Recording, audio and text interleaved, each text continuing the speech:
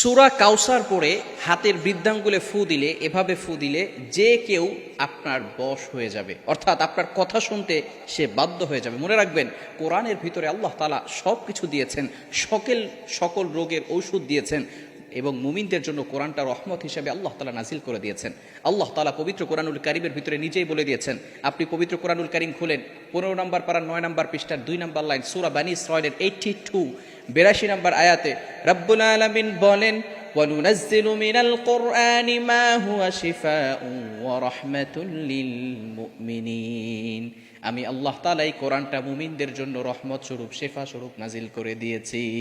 এই কোরআনের ভিতরে আল্লাহ তাআলা সব কিছু দিয়েছেন। অনেক সময় স্ত্রী স্বামীকে বাধ্য করতে চায়, স্বামী পরকীয়ায় লিপ্ত হয়ে যায়, স্বামী অবৈধ সম্পর্কে চলে যায়, স্বামী মদ খায়, হারাম কাজ করে, অন্যায় কাজ করে, সুদ খায়, ঘুষ খায়, স্ত্রী অনেক কথা বলে, স্বামী কোনো কথা শোনে না।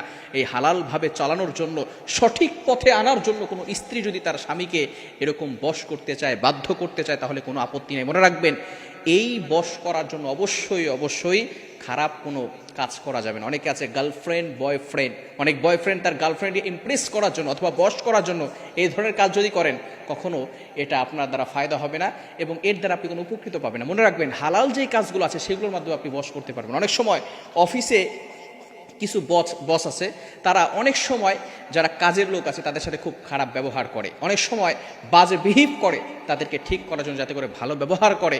এই বসকে বশ করার জন্য, বসকে নিজের বাধ্য করার জন্য এই ধরনের কাজ করা যায়। অনেক সময় স্ত্রী পরকীয়ায় লিপ্ত হয়, স্বামী তাকে নিজের বাধ্য করতে চাইলে আমলটা করতে পারেন। সূরা কাউসার খুবই গুরুত্বপূর্ণ একটি সূরা।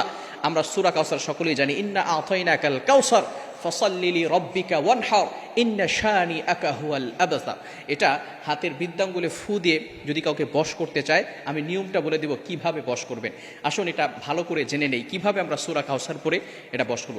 ভালো করে আপনি নিজের ঘরের ভিতরে বসবেন, বসার পরে আপনি নিজেকে পবিত্র রাখবেন। পবিত্র রাখার পরে সূরা ফাতিহা একবার পড়বেন এবং 4 কুল ইয়া আইয়ুহাল কাফিরুন, কুল হুয়াল্লাহু আহাদ, কুল আউযু বিরাব্বিল ফালাক, কুল আউযু বিরাব্বিন নাস, এটা পড়ে নিজের শরীরকে বন্ধ করে রাখবেন।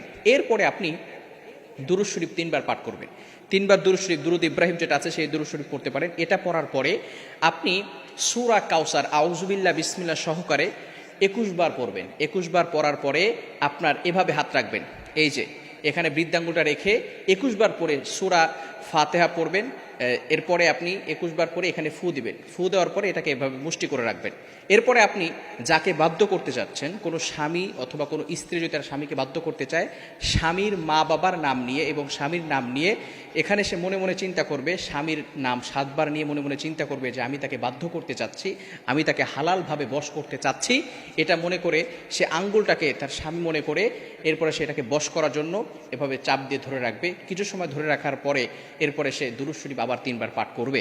তাহলে অবশ্যই আল্লাহ তাআলার যে কোরআনের যে ফয়সালা আছে, আপনি মাত্র 21 দিন নয়, মাত্র 7 দিনের ভিতরে ভালো ফলাফল পেয়ে যাবেন যে কিভাবে কাউকে বশ করতে পারেন। 7 দিন যদি টানায় আমলটি করতে পারেন, তাহলে আল্লাহ তাআলার পক্ষ থেকে ফয়সালা আসবে। এজন্য আসুন আমরা সঠিকভাবে, হালালভাবে, এবং অবশ্যই আল্লাহ তাআলার প্রতি পরিপূর্ণ ইয়াকিন থাকতে হবে, পরিপূর্ণ বিশ্বাস থাকতে হবে। যদি ইয়াকিন আল্লাহ তাআলার প্রতি না থাকে, ট্রাস্ট না থাকে, তাহলে কিন্তু হবে না। এজন্য আল্লাহ তাআলার প্রতি বিশ্বাস রাখতে হবে, সঠিক পথে চলতে হবে। এরপরে কোরআনের প্রতি বিশ্বাস রেখেই কাজ করলে আল্লাহ তাআলা অবশ্যই ভালো ফলাফল আপনার আমলনামায় দিয়ে দিবেন। আল্লাহ তাআলা আমাদের সকলকে বুঝার তৌফিক দান।